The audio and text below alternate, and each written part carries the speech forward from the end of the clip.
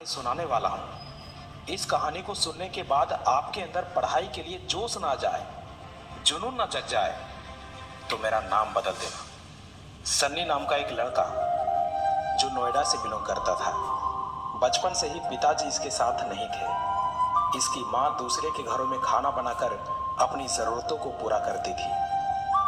पिताजी का सपोर्ट ना होने की वजह से इसके चाचा जी पिता के समान इनकी सारी जिम्मेदारियों को उठाए हुए थे।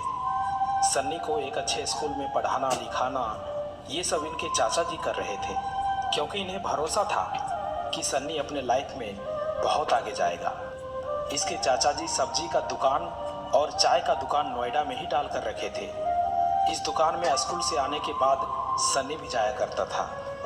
मतलब इसके परिवार का मेन सोर्स ऑफ इनकम इसके चाचा जी ही थे। लेकिन जब सन्नी क्लास 8 में पहुंचा तब इसके चाचा जी का देहांत हो गया।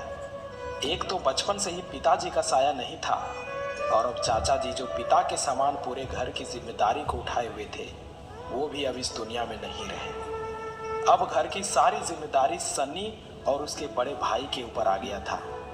बड़े भाई ने कहा, भाई तू पढ़, मैं सारा कुछ संभाल लूंगा। सन्नी दिन भर स्कूल में रहता था और उसके बड़े भाई सब्जी की दुकान पर। शाम को स्कूल से आते ही सन्नी चाय का दुकान खोलता और रात को 8 बजे दोनों भाई घर आता।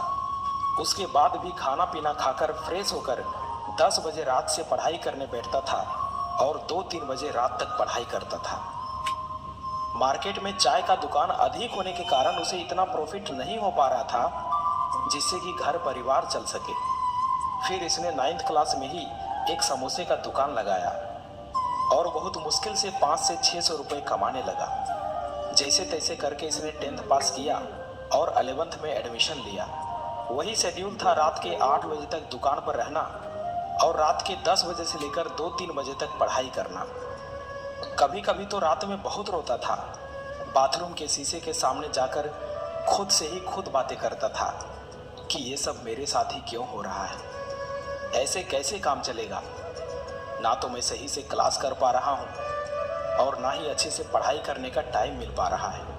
लेकिन इसे 11th क्लास में ही समझ में आ चुका था कि इस गरीबी से बाहर निकलने का एकमात्र तरीका हमारे पास सिर्फ पढ़ाई है। किसी भी हाल में हम इसे नहीं छोड़ सकते। और मैं आपको बता दूं कि इसके पास पढ़ाई करने के लिए खुद का एक मोबाइल फ़ोन भी नहीं था। एक इंटरव्यू में इनकी माँ बताती है कि जहाँ मैं खाना बनाने जाती थी वहाँ मुझे एक सेकेंड हैंड फ़ोन गिफ्ट किया गया था। मेरा बेटा उसी फ़ोन से ऑनलाइन क्लासेस देखता था। कुछ क्लासेस समोसा बेचते समय और बाकी क्लासेस रात में देखता था। ऐसे ही करके इसने 12th में फर्स्ट डिवीज़न से पास किया और अच्छे अंक प्राप्त किए। और जो सम्मानित राशि 2100 रुपये मिले थे, उस राशि से इसने 1700 रुपये का वायरलेस हेडफोन खरीदा ताकि समोसा बेचते समय भी खाली टाइम में अच्छे से लेक्चर देख सके। 12th के बाद इसने 1 साल का ड्रॉप लेकर नीट 2024 का प्रिपरेशन PW के यकीन बैच से शुरू किया।